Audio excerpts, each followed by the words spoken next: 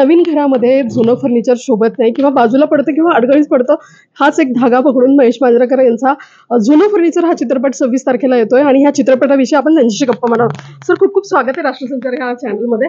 काय सांगाल, ह्या चित्रपटाची स्टोरी कशी सुचली होती?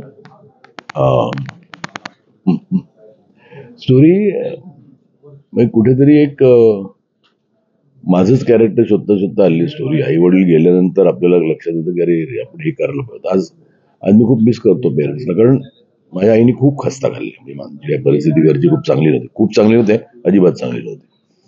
आणि तो सगळा भार होता आईवरच. How to manage the house आणि कशा परिस्थितीने वाढवलं ना, त्याचं मला दिव्य वाटत. माझ्या आईने काहीच बघितलं नाही. माझी आई शिकलेली नव्हती.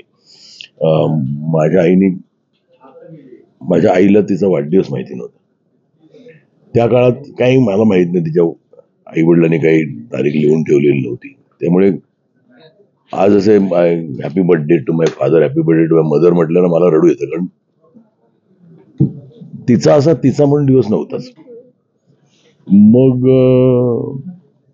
कधीचा पासपोर्ट नाही काढायला लागला, ती कधी प्लेन मध्ये नाही बसली. म्हणजे मला आज खरंच आश्चर्य वाटतं की आपण आज जगतो. मी सगळं करून घेतलं की आज माझ्या आईने कधीच प्लेन आतून कसं दिसतं बघितलं नाही. तर आणि हे सगळं म्हणजे तिने हॉलिडे कधी घेतला नाही. तिला कुठे आठवत नाही की तिने जगात, मला वाटतं, ती घर आणि गाव बघितलं असेल आणि अजून मुंबईच्या बाहेरची मोजून 3-4 ठिकाणं बघितली असेल. तर ते आज जेव्हा मी बघतो ना, की म्हणजे आज मी तिला कुठे कुठे नेलो जाऊ शकलो असतो. बरं, ती हेल्दी होती तशी, म्हणजे काही प्रॉब्लेम नव्हता.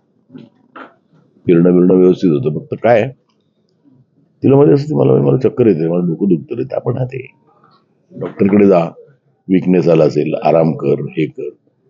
त्यावेळेला म्हणजे I had to go and do a thorough checkup. ना तर कदाचित नसती जिवंत, पण तरी जगली त्याच्यापेक्षा अजून 10-15 वर्ष जगली असती.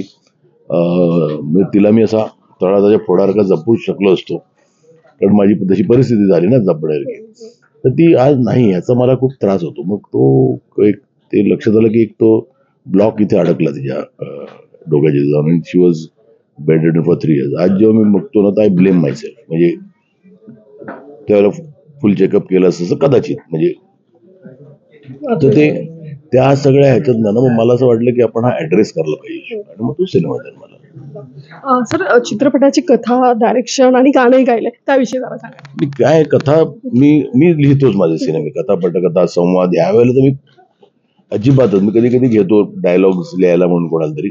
यावेळेला तेही नाही केलं. म्हटलं मला माझे थॉट्स क्लिअर आहेत, मला काय म्हणायचं ते माहिती आहे. म्हटलं मी का घेऊ, म्हणून मी एकदा सुचली, लिहायला गेलो, कुठेतरी गेलो. मला वाटतं एक हा सिनेमा मी मॅक्झिमम 7 दिवसात लिहिलेला पिक्चर आहे, कारण आधी पिकलेला डोक्यात म्हणून. पण डायलॉग मला लिहायला फार हे झालं नाही, कारण मला माहिती होतं मला काय म्हणायचं ते.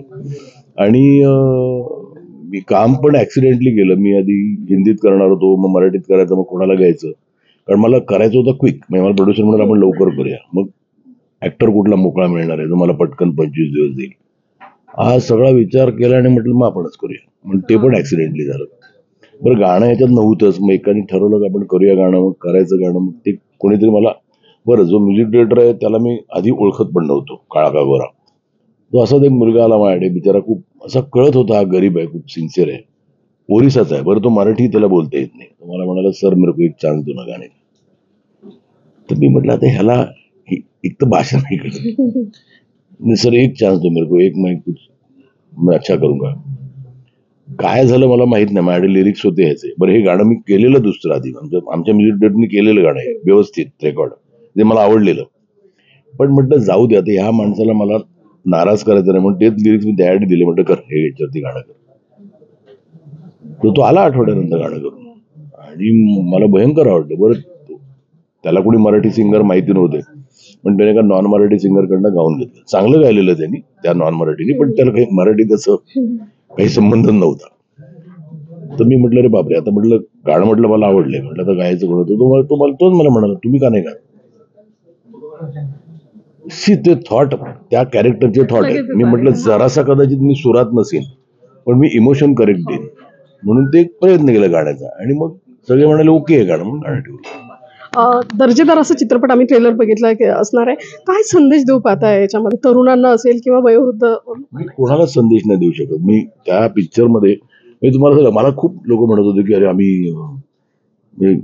गेल्यावर आई वडिलांना घेऊन जाऊ शकतो. म्हटलं 1000% घेऊन जाऊ शकता. तुमचं रिलेशनशिप तेवढं जास्त स्ट्रॉंग होईल. म्हणजे तुम्ही गेलात ना, बाहेर येताना हातात हात घालून याल, याची गॅरंटी आहे. मला संदेश काहीच द्यायचा नाही. मला फक्त त्यांना सांगायचं की तुम्ही माझ्याकडनं संदेश घेण्यापेक्षा तुम्ही आतमध्ये बघा स्वतःच्या. काही कठीण नाहीये ते. हाऊ टू कीप तुमच्या पेरेंटची काळजी कशी घ्या हे खूप सोपं आहे. इनफॅक्ट त्याला काहीच त्रास नाही. पण ते आपण मुद्दाम करत नाही, पण आपल्या हातात अनावधानाने होतं. सर, नवं फर्निचर तर जुनं फर्निचर तर येतोच आहे. आणखीन काय काय कुठे कुठे काम सुरू आहे मराठी? काम आता सध्या अख्खं जुनं फर्निचर आहे.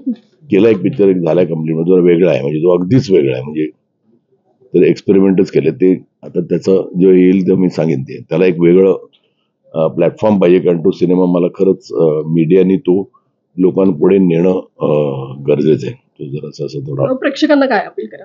काहीच मी अपील करत नाही प्रेक्षकांना. का? कारण मी प्रेक्षकांना खूप इंटेलिजंट मानतो.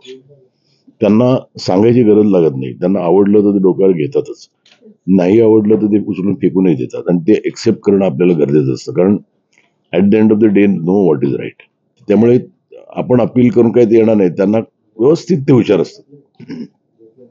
त्यांना अपीलची काही गरज नसते. ते त्यांच्या मनात ठरलं की त्यांना कोणीच थांबू शकत नाही पिक्चर बघण्यापासून. तर घरातल्या वयोवृद्ध आणि अशा नात्यांवरती भाष्य करणारा जुनं फर्निचर हा चित्रपट 26 तारखेला येतोय आणि या निमित्ताने आपण महेश मांजरेकर यांच्याशी गप्पा मारत होतो. थँक्यू.